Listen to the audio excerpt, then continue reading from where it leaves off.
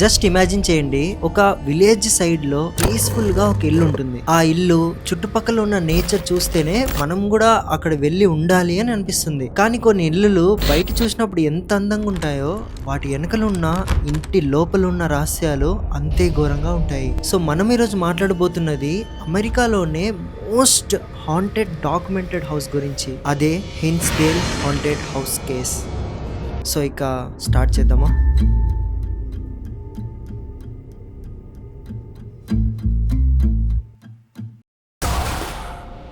ఈ హిన్స్డేల్ హౌస్ దగ్గర ఒకటి కాదు, రెండు కాదు, 10 పైన హారర్ ఇన్సిడెంట్లు జరిగాయి. ఈ హౌస్ వెనక ఒక పెద్ద స్టోరీనే ఉంది. ఈ హిన్స్డేల్ హౌస్ అనేది అమెరికాలో న్యూయార్క్ దగ్గర కెటరాగస్ కంట్రీలో హిన్స్డేల్ అనే చోటులో ఉన్న ఒక పెద్ద ఫామ్ హౌస్. వీడియో స్టార్టింగ్ లో చెప్పినట్టు ఈ హౌస్ యొక్క చుట్టుపక్క మొత్తం ఒక అడవిలానే ఉంటుంది. బయటంతా చాలా పీస్ఫుల్ గా ఉంటుంది.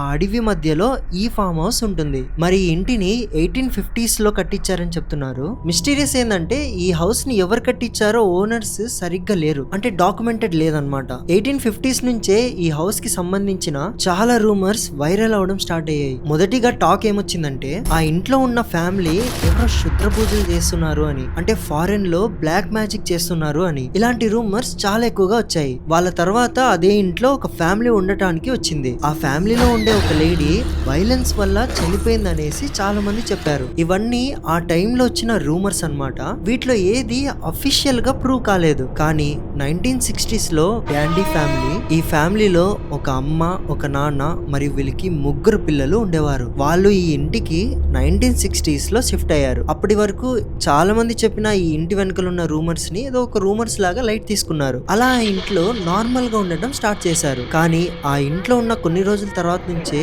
ఇంట్లో ఉన్న ముగ్గురు పిల్లలు అస్సలు నిద్రపోవట్లేదు. ఇది జస్ట్ కొంచెం క్రీపీగా అనిపించినా ఇది జస్ట్ స్టార్టింగ్ మాత్రమే. ఈ హిన్స్డేల్ ఇంట్లో ఎప్పుడైతే వీళ్ళు కింద గ్రౌండ్ ఫ్లోర్ లో ఉంటారో పైన నుంచి ఏదో ఒక సౌండ్ వస్తూనే ఉండేది. అంటే ఏదో ఒక సామాన్ కింద పడిపోవడం గానీ, ఎవరో అరవడం గానీ, ఇలాంటి సౌండ్స్ వచ్చేవి. వాటిల్లో ఎక్కువగా డిస్టర్బ్ చేసేది బెడ్ సౌండ్, ఒక టేబుల్ ని ఎవరో పట్టుకుని ఇలా అల్లాడిస్తున్న సౌండ్. ఇవి చాలా వాళ్ళకి డిస్టర్బ్ చేసేది. వాళ్ళ ఇంట్లో రిలేటివ్స్ వచ్చినా ఎలా అనేవాళ్ళంటే పైన ఎవరో ఉన్నారా అనే స్థితికి వచ్చారనమాట. అంటే ఎవరో ఉన్నారు పైనుండి ఏదో డిస్టర్బ్ చేస్తున్నారు అని అందరికీ అనిపించేది. కానీ ఇదంతా అందరూ ఇగ్నోర్ చేశారు. ఎందుకంటే వీళ్ళు ఎన్నిసార్లు పైకి వెళ్ళి చూసినా ఎవరు ఉండేవారు కాదు. వీళ్ళు ఏదో స్ట్రెస్ లో ఉండి అలా అనుకుంటున్నారని అనుకునేవాళ్ళు. కానీ మెల్లమెల్లగా ఆ ఇంట్లో ఉన్న వాళ్ళ బిహేవియర్ చేంజ్ అవ్వడం స్టార్ట్ అయింది. ఆ ఇంటి పెద్ద ఫాదర్ చాలా ఇరిటేటెడ్ గా ఫీల్ అయ్యేవారు. పిల్లలు వచ్చి ఏం అడిగినా ఇరిటేట్ అయిపోవడం, భార్య మాట్లాడినా కోపం రావడం, ఇలాంటివి జరిగాయి. అలాంటప్పుడే అమ్మ, అంటే ఫాదర్ వాళ్ళ వైఫ్, చాలా సైలెంట్ గా మారిపోయింది. అంటే పిల్లలు అరిచినా సైలెంట్ గా ఉండడం, హస్బెండ్ కోపడుతున్నా సైలెంట్ గా ఉండడం.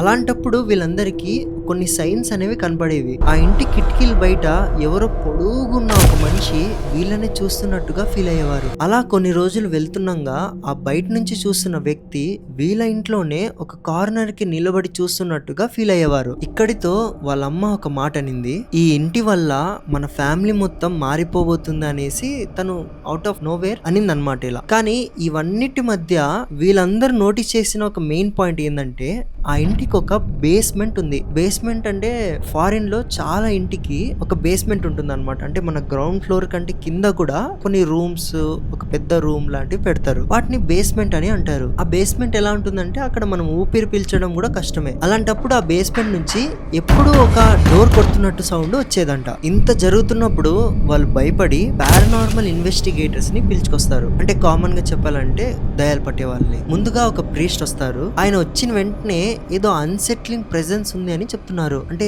ఏదో నెగిటివ్ వైబ్స్ వస్తుంది అనేసి వెంటనే చెప్పేశారు. ఆయన ఇంటి మొత్తాన్ని వెతుకుతున్నప్పుడు కరెక్ట్ గా బేస్మెంట్ దగ్గర వెళ్తున్నప్పుడే ఎవరో ఆయనని పట్టుకొని లాగినట్టు ఫీల్ అయ్యారు. అప్పుడు ఆ ప్రీస్ట్ షాక్ అయ్యి ఏమైంది అని అనుకునే లోపే ఎవరో తల పట్టుకొని గోడ వైపు దుబ్బారు. అంటే తలని బద్దలు కొడదామని ఎవరో ట్రై చేశారు. ఇంకా ఆ ప్రీస్ట్ భయపడి ఆ ఇంటి నుంచి పారిపోతారు. ఇక ఈ ఇన్సిడెంట్ తర్వాత ఇంకో సీనియర్ పారానార్మల్ ఇన్వెస్టిగేటర్ వస్తారు. ఈయన ఎలా అంటే జస్ట్ టెస్టింగ్ కాకుండా ఈయన దగ్గరకి ఎక్సాసిజం టెక్నిక్స్ కూడా ఉన్నాయన్నమాట. అంటే ఈయన ఒక మనిషిలో నుంచి కూడా దయ్యాన్ని ఎలా విడిపియాలో అనే టెక్నిక్స్ నేర్చుకున్న అతను. ఆయన ఎప్పుడైతే ఆ బేస్మెంట్ దగ్గరికి వెళ్తున్నప్పుడు ఎక్సాసిజం టెక్నిక్స్ ని వాడడం స్టార్ట్ చేస్తారో, ఆయన అంటించిన ఒక క్యాండిల్ ఫైర్ ఆయనకే తెలియకుండా ఆయన బట్టలకి అంటుకుంది. అంటుకున్న ఫైర్ తో ఆ బట్టలు వేసుకున్న ఆ ప్రీస్ట్ మొత్తం అంటే ఇల్లు మొత్తం తిరుగుతున్నాగా అతన్ని చూసి ఆ ఫ్యామిలీ ఫుల్ గా భయపడింది. వెంటనే బెడ్షీట్లు తీసుకొచ్చి ప్రీస్ట్ ని ఇలా అయితే ఆదుకుంటారు. అక్కడితో ఫ్యామిలీ మొత్తం భయపడిపోయింది.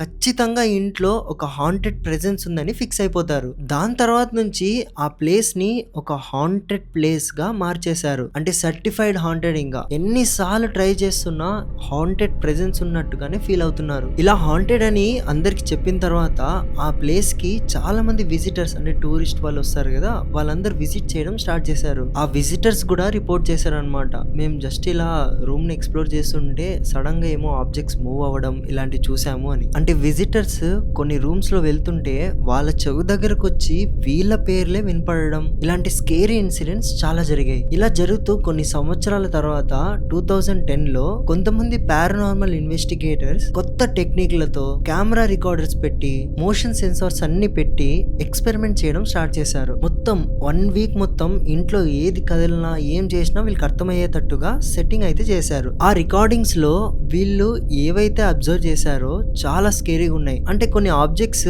ఎవరు లేకున్నా మూవ్ అవ్వడం. మోస్ట్ మిస్టీరియస్ ఏంటంటే ఆ బేస్మెంట్ ఏదైతే ఉందో అక్కడ ఏదైతే రికార్డ్ అయిందో వాళ్ళు ఇప్పటికి కూడా బయట వాళ్ళకి చెప్పలేదు. ఇక్కడతో ఓన్లీ పారానార్మల్ ఇన్సిడెంట్స్ అనుకున్నప్పటికీ సైకలాజికల్ ఇన్సిడెంట్స్ కూడా జరిగాయి. ఫర్ ఎగ్జాంపుల్ మీరే ఎప్పుడైతే ఆ ఇంట్లోకి ఎంటర్ అవుతారో వెంటనే మీరు ఎంత హ్యాపీగా ఉన్నా సడన్ గా ఏదో డిప్రెషన్ వచ్చినట్టు, ఏదో భయంగా ఫీల్ వస్తున్నట్టుగా, మీకు వెంటనే ఏదో ప్రాబ్లం వచ్చినట్టుగా కాల్స్ రావడం లాంటివి జరుగుతాయి. ఇలాంటివి చాలా రిపోర్ట్ చేశారు అక్కడ వారు. ఈ రోజుకి కూడా ఆ హిన్స్డేల్ హౌస్ ఇప్పటికి కూడా హాంటెడ్ గా అదే ఇంట్లో ఉంది. కానీ జాగ్రత్తగా వినండి, బేస్మెంట్ లో ఏం జరిగింది అనేది ఒక రహస్యంగానే మిగిలిపోయింది. కానీ రిపోర్ట్స్ ప్రకారంగా ఆ బేస్మెంట్ లో చాలా మంది రాజుల మనుషుల డెడ్ బాడీస్, గోడ లోపలే మృతదేహాలు ఉండడం, అంటే తయారు చేస్తున్నప్పుడే మృతదేహాలను బేస్మెంట్ లోనే పాతేయడం ఇలాంటివి జరిగాయని ఇప్పటికి కూడా చాలా మంది చెప్తున్నారు. ఆ ప్లేస్ ఎంత హాంటెడ్ గా ఉంటుందంటే ఎటువంటి పారానార్మల్ ఇన్వెస్టిగేటర్ అక్కడ పోయి ఇన్వెస్టిగేట్ చేసినా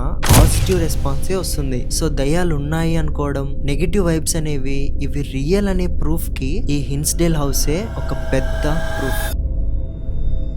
so that's it guys. Hinsdale haunted house గురించి ఎవరికైతే హారర్ మీద ఇంట్రెస్ట్ ఉంటుందో వాళ్ళు ఖచ్చితంగా తెలుసుకోవాలని ఈ వీడియోని అయితే చేశాను. నాకు తెలిసి మీకు ఈ వీడియో నచ్చింటుంది. సో మీరు కూడా మీకు జరిగిన రియల్ హారర్ ఇన్సిడెంట్స్ ని నాతో షేర్ చేసుకోవాలి అనుకుంటే మీకు స్క్రీన్ పైన కనబడుతున్న మెయిల్ కి మీ స్టోరీని రాసి పంపియండి. నాకు ఆ స్టోరీ నచ్చితే నేను చదివి ఖచ్చితంగా రిప్లై ఇస్తాను. కుదిరితే ప్రూఫ్స్ కూడా అటాచ్ చేయండి. So that's it for today guys. మీరు చూపిస్తున్న సపోర్ట్ కి థ్యాంక్ యూ సో మచ్. ఇలానే లైఫ్ లాంగ్ సపోర్ట్ చూపిస్తారని కోరుతున్నాను. And once again thank you so much guys. Me parents ని జాగ్రత్త చూసుకోండి. మనం కలుద్దాం అప్కమింగ్ థ్రిల్లింగ్ వీడియోస్ లో. 3, 2, 1. అండ్ ఇంకో విషయం, సాయి, విమల్ అండ్ అక్షయ్ అనే పిల్లలు వీళ్ళ ముగ్గురు పేర్లు వీడియోలో తీసుకోమని చెప్పారు. అండ్ దీంతో నాకు ఒక థాట్ వచ్చింది. చాలా మందికి వీడియోలో వాళ్ళని చూడాలని అనుకుంటారు. సో మీలో ఎవరికైనా నా వీడియోలో కనపడాలని ఇంట్రెస్ట్ ఉంటే మీ గ్రూప్ తో ఒక వీడియో తీసుకోండి. ఆ వీడియోలో hi Amar Raghu, this is my group, ఇక స్టార్ట్ చేద్దామా అని చెప్పండి. ఆ వీడియోని ఎవ్రీ సండే వచ్చే లాంగ్ వీడియోలో నేను అటాచ్ చేస్తాను. ఓకేనా? ఆ వీడియోని మీరు స్క్రీన్ పైన కనబడుతున్న మెయిల్ కే సెండ్ చేయాలి. అప్పుడే నాకు రిసీవ్ అవుతుంది. ఒకవేళ మీకు మెయిల్లోకి ఎలా అటాచ్ చేయాలో తెలియకపోతే మీ పెద్దల్లో ఎవరైనా ఉంటే వాళ్ళని అడగండి.